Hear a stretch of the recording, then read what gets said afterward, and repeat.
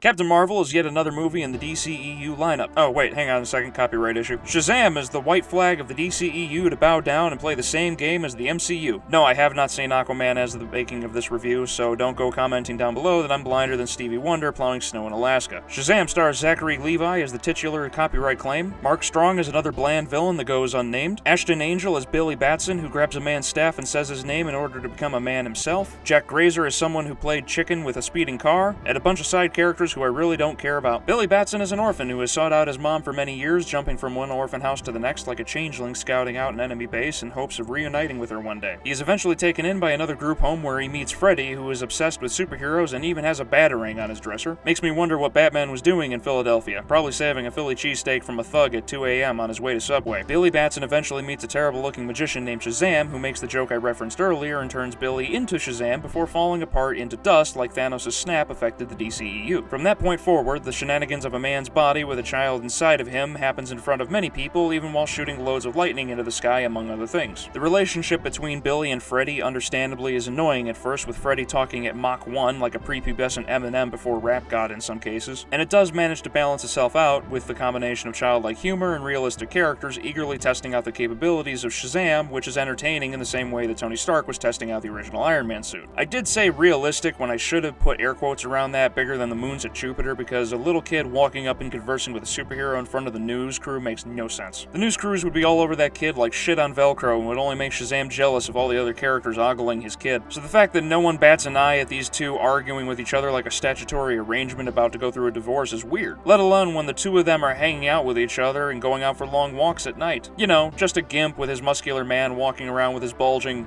muscles and throbbing pectorals in a skin-tight suit with knee-high gold go-go stripper boots and a cape. You know, just your average everyday friendship that wouldn't possibly alarm the DCFS. The villain is pretty weak as the standard movie villain, with little more reason to be evil than a superhero formula requiring a big fight at the end, which is an adult and his 7 friends jumping Billy Batson in front of Santa at a carnival. And the motivation for the villain is far-fetched at best, seeing as how he was also a kid once who was taken by an old man into a cave and asked to touch his rod while also saying his name out loud. And what turns him on to evil is that the old man didn't like the way he touched his rod and instead wanted to touch his ball. So he was instead returned to his family by the old man for not being good enough and left with a lifelong passion and desire to track down the old man and touch his ball once more. So the fact that the villain has such a long and hard grudge for an old man lasting more than 4 hours as a kid is difficult for me to get behind, but fuck it. The group home doesn't offer much either, primarily being stand-ins to help fulfill the not-so-subtle prophecy, which I thought was going to go more the route of the New 52, but thankfully I was wrong. And their own plights are hardly brought up. Granted, they are already part of the family, but not having someone or something pegging them from behind just leaves a gaping hole where some more character could have been before that goes full anime with the power of friendship and family. Just as soon as they touch Shazam's staff and say his name out loud. Shazam is an enjoyable, if not standard superhero movie that gets by on its own charm and humor, being the equivalent of Ant-Man for the DCEU. The performances are good, the special effects are fine, the meaning of the film is a little on the nose, but what more can you ask when a kid is turned to a superhero in the modern day? Now excuse me while I prepare my anus with lube, because if YouTube doesn't block this video, I'm gonna be amazed.